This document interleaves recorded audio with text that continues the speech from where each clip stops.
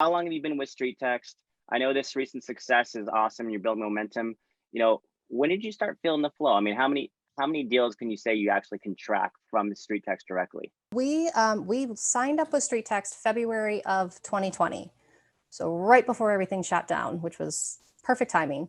Last year, we closed one deal with StreetText. We had two others listed. One withdrew, and then the other one's still on the market. It's super high price for this area, so it's going to take the right buyer. We know that that one's touch and go. It may not close. We'll see. This year, our one that withdrew last year is coming back. We're relisting that one for them on Saturday now that they've finished all their work. But we're closing two deals this Friday from StreetText. We've got two on the books for the end of July from StreetText. And then obviously we've got 5 other listings.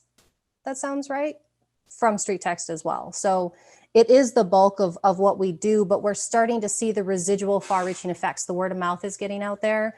Our website is getting more traffic, because we also have more signs up in the area now for the listings that are on the market. And then people are calling us out of the blue because they saw our sign, or they're going to our website because they saw our sign. So it really has been, we didn't see this kind of traction, I would say, until the past 30 to 45 days or so. So we went over a year with just kind of like, hey, it's trickling in.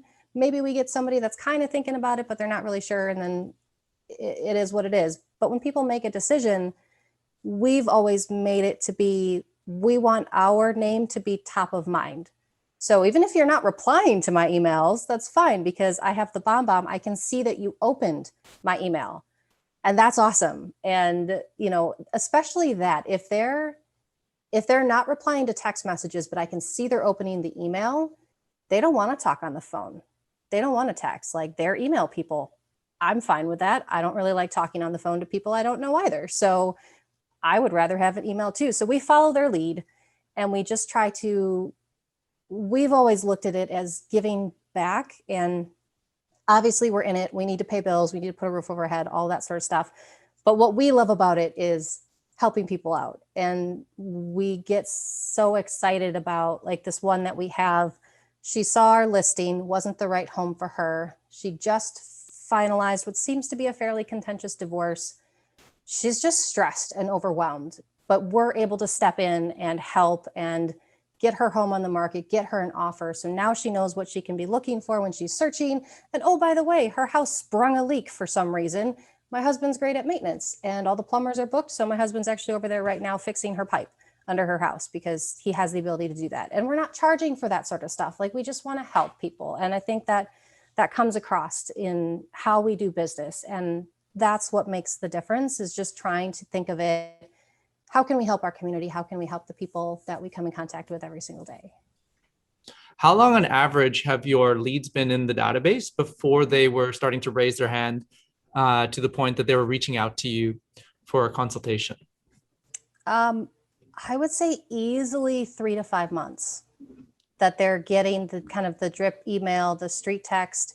I customized that CMA ad. I customized the automation for that, and I put in BombBomb videos, and I changed some of the language and some of the message that was shared, because in our area, some of it just didn't feel like it would be coming from us. So I just revamped it and made it our own. But it's so funny with the BombBomb especially. And if people don't have BombBomb or another email tracking, I think Marcus had said it earlier, it totally makes sense to have something, because now I know who to give that little bit of extra kick to. Because if you're not communicating with me, that's fine. But if you're opening those emails every single month, there's something in the back of your head that is there, and you're thinking about it, and we're top of mind. So I'll give it that little bit extra push. And we've got one seller who, again, every single email, every single home bot, she's opening them, but she never responds back. But what she has is in really high demand in our town. So I'd send her a little thing and be like, hey, just wanted to let you know, this home just hit the market. It's very similar to yours. This is where it priced at.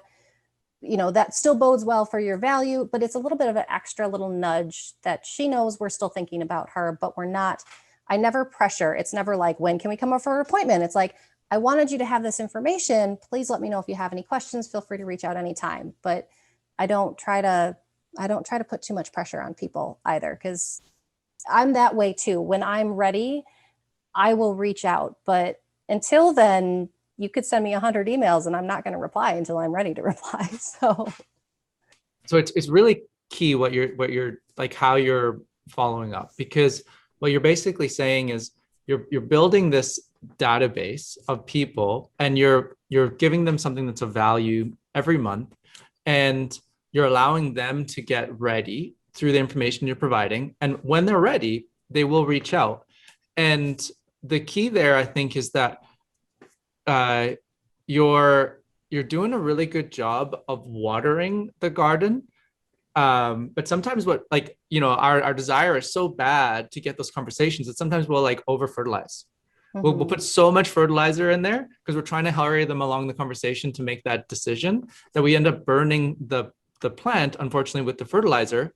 We love on our leads so much that but what you're doing is the opposite. And so what it is your cultivation is actually growing the opportunity. So like the longer, yeah. So I really, well done, Jean, like incredible. So again, thank you. Yeah, I really, and we've always viewed StreetText as our long-term business builder. Occasionally we get somebody that's like, I'm ready to go, sign me up, let's meet tomorrow. But that's rare. And I'm okay with that, because this business is about long-term goals and relationships. And I want to build that relationship with somebody where if I sell your house now, in 7 years, when you've had 3 kids and you need a bigger place, like, you're coming back to me to be like, oh, I need a new place. Come help me find that. So that's what we're looking to really grow. And then to be able to have somebody that's pleased and then telling all of their friends and family, oh my gosh, look at what this realtor did for me.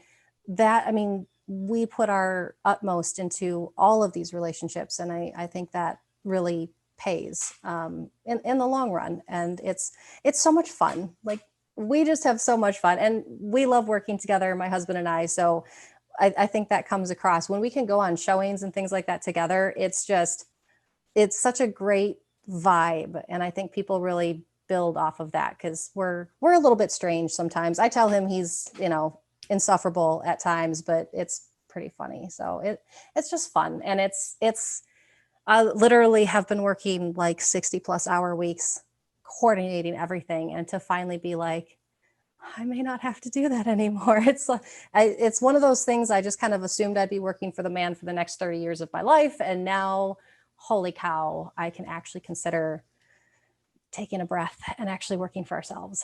It's so exciting. So like I said, a little awkward, but I'm so excited right now. I'm like, yay, happy dance.